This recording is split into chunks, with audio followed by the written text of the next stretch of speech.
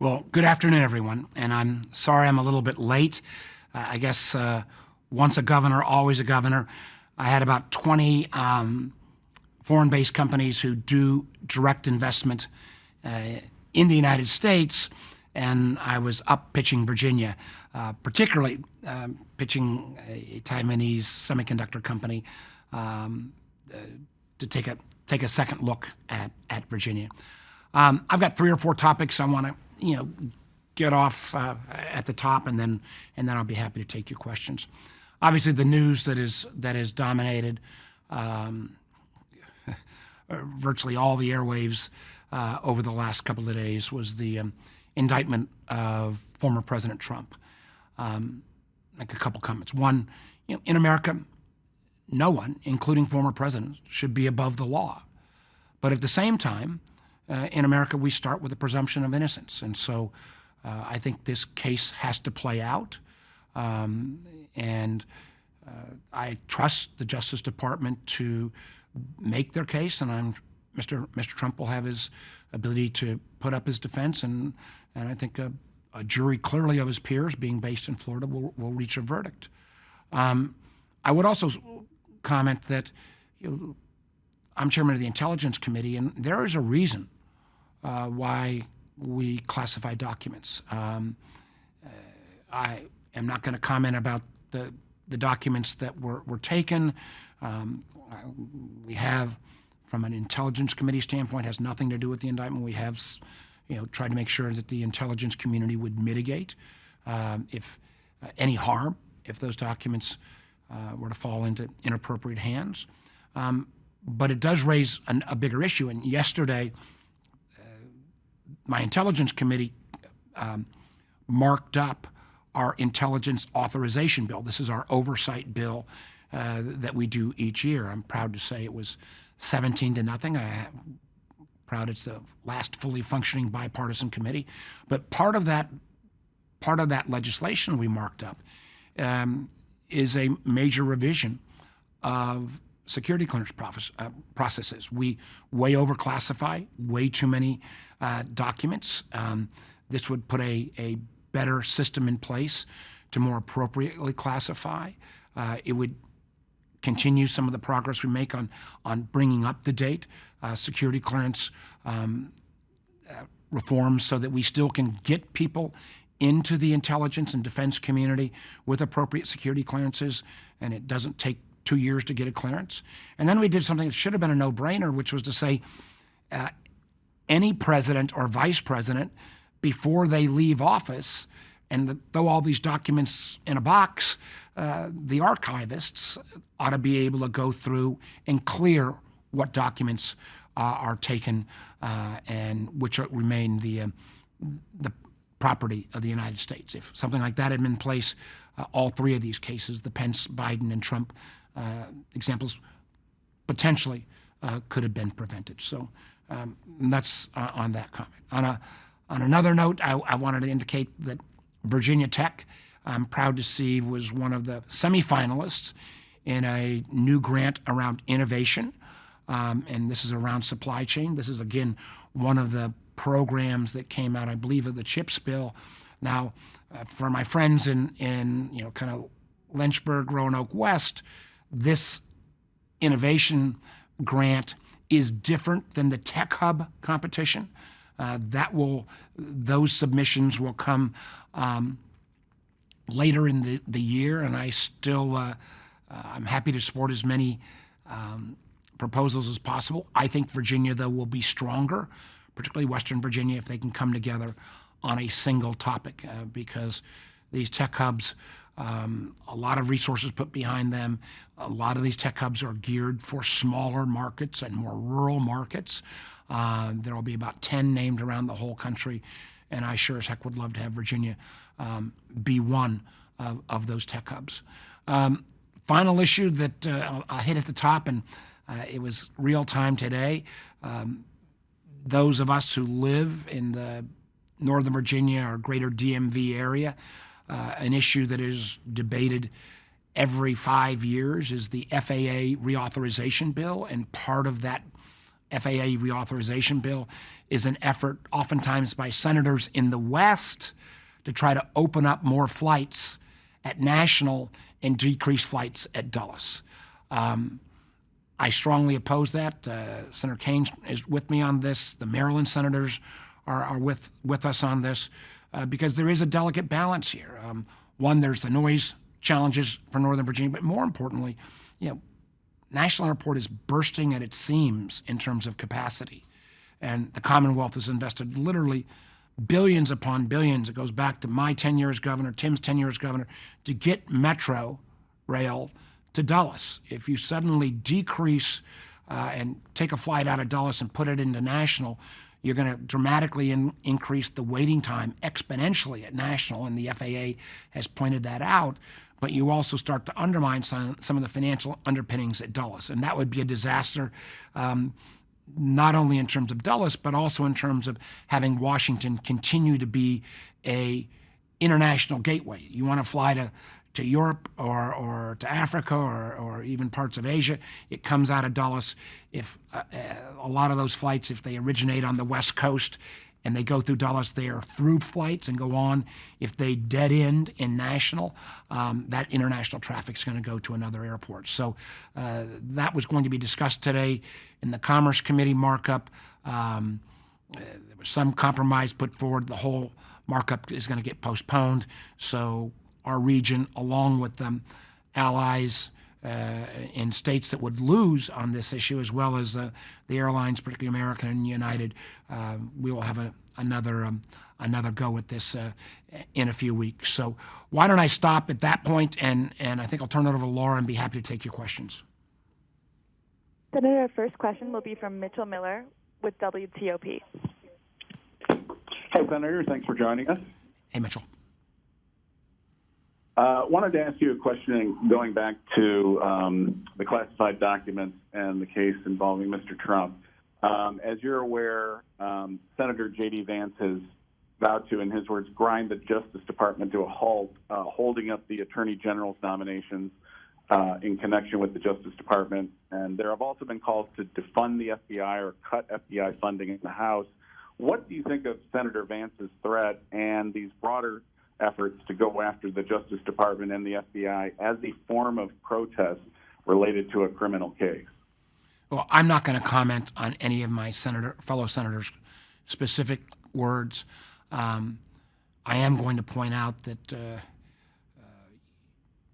even long-term Trump allies like his former Attorney General, Bill Barr, said he thought the indictment raised very, very serious issues.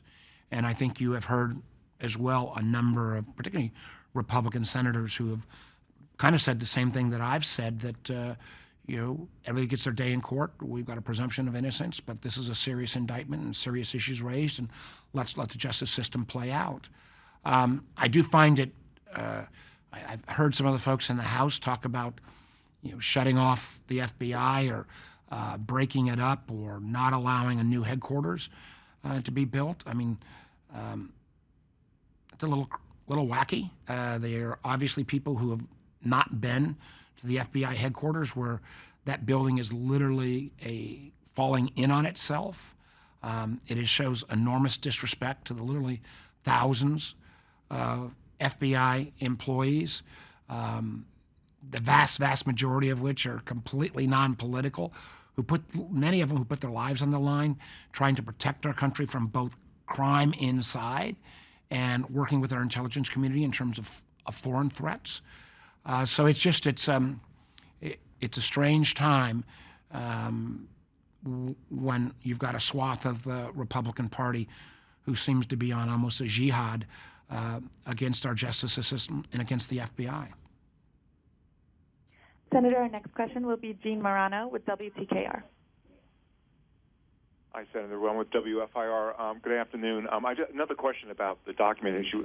Why is there such a wide disparity between people that think there are some serious issues here and other people who just dismiss it, think it's a witch hunt, whatever? that they're targeting the former president. Why is there such a wide disparity in this country? And would it help if the investigations into President Biden and Mike Pence maybe got done? Well, I think the circumstances on Vice President Pence, he's been cleared. There has not been any final word on the Biden document issue. No one. I've never been able to predict the speed by which the Justice Department acts or doesn't act. That's always been somewhat controversial. But there are I just think about the fact that there are so few serious members who know anything about national security that are excusing this behavior without even them knowing the contents of these documents. There is, again, I can simply say there are extraordinarily serious reasons why documents are classified. People's lives can be put at risk if those documents were to fall into the wrong hands. There are people who help our country who are located in our adversaries' nations. Their lives could be snuffed out if that document fell into the wrong hand. We have penetrations from what's called signals intelligence, NSA, that we spend billions and years putting in place. If those assets were revealed, it's all about this so-called sources and methods. I have not heard a serious national security expert on the Republican side who hasn't said, there are a reason you have highly classified documents and that the protection of those documents is critical to our national security. Senator, our next question will be Kelsey Childress with WSET. Hey, Senator, thanks for doing this. So your fellow senators just reintroduced a bill to regulate TikTok and its owner without enacting a ban. Now, you also put it forward the Restrict Act. So where is the Restrict Act in relation to being passed? How are you encouraging senators on both sides of the aisle to continue signing on in support of that bill? Remember, the Restrict Act, this was almost like how a bill becomes a law in terms of the starting point. We thought it was not appropriate to pass a law that would simply call out one individual company, in this case, TikTok. We thought that TikTok deserves a day in court. A company, even if I believe it poses a national security risk, we've got a legal process. So we said, let's give the Commerce Department secretary the same powers she already has in other parts of the law on, for example, export controls. Let's give her the powers to look at technology companies that come from adversarial nations. So let's not just talk about TikTok. We've had a debate about Huawei, but let's try to make this a thoughtful approach. And we were gaining huge support, 13 Democrats, 13 Republicans. The White House signed on. Legal experts across the continuum were supportive. And then candidly, because there's a lot of money here, TikTok, which is owned by ByteDance, they started to spend about $100 million on lobbying efforts. There's not a single publication that people in Washington read each morning, the Axioses and the Politicos and the Playbooks and what have you, that wasn't sponsored by TikTok for some period of time. There were a series of arguments made against the bill that just quite honestly are not true. So what we are doing, Senator Thune and I, is we're engaging with those individuals who, if they've got a critique of the bill, we want to address it. We want to make absolutely clear that that no American, if they were to use TikTok, even if this law was in place, that they would be in trouble going through what's called a virtual private network. We wanted to make clear that this was no expansion of government powers, that these are same powers that the Secretary of Commerce already has in different parts of the law. We want to make sure that no American company that's doing business in China could be touched by this. So we, part of the legislative process is go through those details, and we are actively in those conversations. But as we've seen, and as we saw in the social media companies, because let me also be very clear, many of my concerns about TikTok are about Chinese Communist Party having access to American data and the ability to have misinformation, disinformation. But there are a series of other challenges around TikTok that are the same as they are around Facebook and YouTube and others. I still think we need a privacy law in this country. I think we need to protect our kids, particularly our younger kids, from some of the awfulness that appears on social media. We've not been able to move any legislation at all in this country on anything to deal with social media. So it's going to be a test to see when we've got clear indications of national security issues around TikTok. And I point that out because Canada's banned it, the UK's banned it, the EU has banned it, Australia's banned it, India's banned it for all users. These other countries have banned it in terms of government use. The BBC, a liberal news organization, critics would say, has said to their journalists, get off this, you're being monitored. If we can't move a bill that's reasonable, it would be a statement. And what it would be a statement to me as well is, what does that say about our ability to put at least some guardrails around artificial intelligence? I'm probably spending 20 hours a week in a bipartisan fashion trying to get myself and my colleagues up to speed on both the potential around AI, but also some of the downsides, some of the real challenges. I mean, challenges around misinformation, disinformation, challenges around basic cybersecurity if these large language models get broken into. Now, most folks in AI have said they would welcome some guardrails, but I worry that we've not made any progress on the social media platforms. We were making great progress on TikTok, and I think we will still on a going forward basis. But you see, $100 million of lobbying has slowed down the effort, but it also raises even graver concerns in my mind about how the worst thing in the world, I think, for us, our country, and for that matter, even the whole world, is if we said to these large language model artificial intelligence companies like ChatGPT, you guys go forward for the next 2-3 years and innovate. We're going to put no guardrails, no requirement about sourcing of data or who has the copyright opportunities, or to make sure that these networks are even secure from cyber attacks. Because as we've seen, as these huge entities gain more power, they become more and more reluctant to any modification of that power or any guardrails. So that's why I think, again, on AI at least, we are also racing ahead. On TikTok, we are engaged in, I think, very productive conversations to make clear that some of the critiques just are not valid, and if we have to change some of the language, that's part of the legislative process. Senator, our next question will be Emily Harrison with 13 News Now. Hi there, Senator. This is Emily Harrison with 13. I'm asking about the Newport News Williamsburg Airport funding that will actually be coming to our area here. We understand that this is going to be used with tax dollar money. Obviously, an airport like such as this does need money. It does need funding. However, some are saying that it's not necessarily the most up-and-coming place and that they are upset that their tax dollars are being used in such a way. So what comments do you have about this, and what can you lay about the plan for not only this airport, but for Virginia Airport? Well, I think the grant on Newport News was about $800,000, which is a relatively modest amount. And clearly the Newport News Airport, I've flown in and out of that airport. It is concerning to me that we don't have as many commercial carriers flying in and out. But part of our infrastructure bill, bipartisan infrastructure bill, was to invest in, I believe it was about $20-odd billion into our airport infrastructure.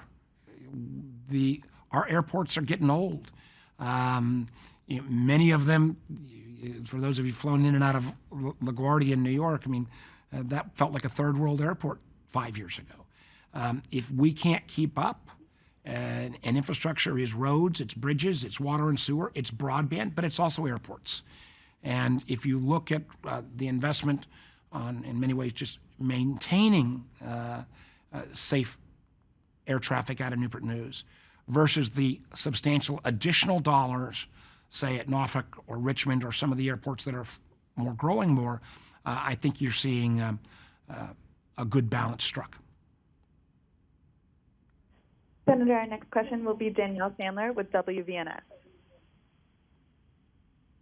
Hi, good afternoon, Senator. Hey. I just wanted you to expand a little more. I don't know if you expanded on it or not, more on the intelligence author. and how the reform you're pushing are, and the reforms you're pushing within it. Yeah, it's you know, I think people, again, this was all bipartisan, have known for a long time that we way overclassify. You know, there's a lot of things you read in the newspaper that I also sometimes read in CIA documents, and you know, I believe a lot of it could have been in the CIA document, could have been declassified. But there's never really been even any kind of public interest test. So the default mechanism is always, well, let's just classify it because that's safer and to a little bit CYA. So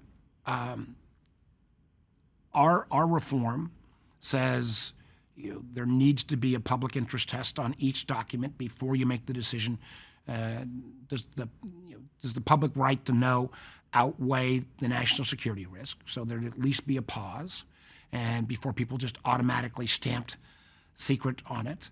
It would also mean that those documents that really require that classification, and I've seen things that would be disastrous if it fell into an adversary's hands, that they are going to be then maintained, I think, in a safer way. Like, for example, this case of this Teixeira guy out of Massachusetts. Why should the IT guy in a National Guard unit get access to all these documents? That's crazy.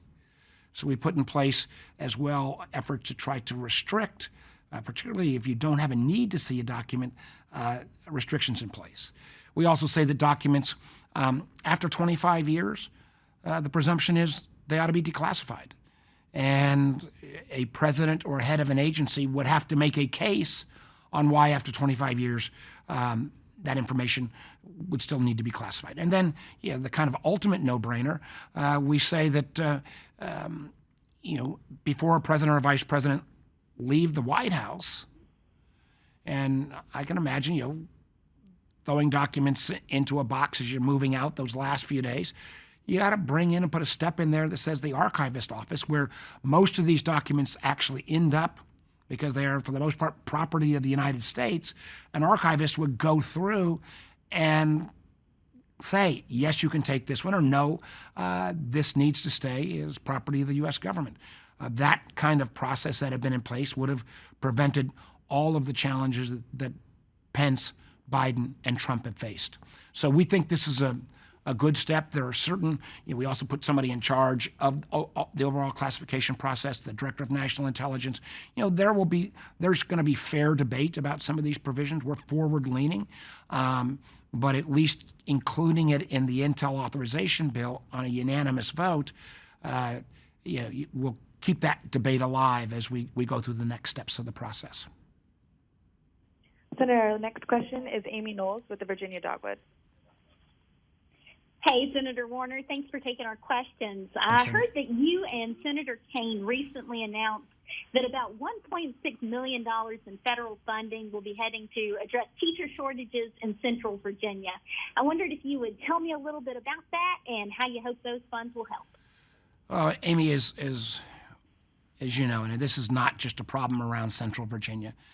This is a problem all across the Commonwealth. How do we recruit teachers? How to retain the best teachers? Particularly, how do we recruit teachers to rural communities or inner cities, when oftentimes you can maybe be in a little hassle or free and with more money on some of the suburban communities. These are a relatively small amount of money that's coming from the federal government that will put in place these recruitment and retention programs. The vast majority of this money is actually spent by state money, and it's one of the reasons why I do hope the governor and legislature get to a budget. I think they put some additional funds at a even higher level in the state budget for both teacher pay and some teacher retention. Because the one thing I have found when I travel around the Commonwealth, and we've got a lot of unmet needs, is I don't think you will ever see, because there was a one-time occurrence with the around the COVID cycle, where the federal government gave almost unrestrained $4 billion to the Commonwealth of Virginia, $3 billion to local governments, $2.5 billion to our school divisions. You're never going to see that kind of unrestricted money flow again. So I continue to make the case to local governments, to my state legislative friends, please, please, please use that money for one-time expenditures. Don't, put a permanent program or cut taxes out of that, because the chances of that kind of money falling from the federal government down to the Commonwealth is just not going to happen again, short of another pandemic. And God knows none of us want to ever see that happen again. Senator, our final question will be Nathan Ray with WCHV. Good afternoon, Senator. I know you touched on this a little bit, but could you expand just a little bit more on the issues that you have seen overclassification cause? The issues of overclassification sometimes makes it that if you so overclassify, sometimes people don't treat classification with the appropriate respect. And I know there are times when people say, well, did I read that in a SCIF, in a CIA analysis report, or did I read that in the Richmond Times-Dispatch or the Wall Street Journal? So I think having a tighter classification process will make those documents that need that classification, particularly those that are at the top secret and even higher level, get treated with appropriate respect. I also think we see an overclassification problem. This character Teixeira, he gets his day in court as well. But the fact that it appears he was trying to share these documents to show off to people on this Discord channel, both in America and around the world, maybe not to kind of flagrantly abuse, but to show off, when he should have never had access to these documents in the first place. There are ways, not to kind of geek out here, where if you're the IT guy or gal, you can see the header of a document, but not have to have access to the full contents. So that overclassification problem is playing out with the case of Airman Teixeira, who, again, was a National Guard IT guy. Clearly, they didn't have tight enough standards at that facility. Clearly, he should not have had access to this number of documents. So that if we limit and actually do a public interest test before we classify, I think it'll mean the documents that remain are better in place. We also have to do a better job of, where these documents are, having kind of insider threats, so that, if you're in a secure facility and you're suddenly seeing somebody using the copier a whole bunch of times that's someone unauthorized, that ought to not be allowed. I mean, I can tell you the NSA, which has had its own insider threats and security violations in the past, they have dramatically tightened up their internal rules. That clearly is not the case in the case of where this Teixeira individual was, or I think in the case in certain parts of the intel community. So I appreciate everybody hanging on, and I will just close out for all of you on the line, particularly the fathers, and for those of you who still got fathers living, I hope you will, or not living if they're memory, I hope you'll wish everybody a happy Father's Day come Sunday, and everybody have a safe weekend. Thanks so much.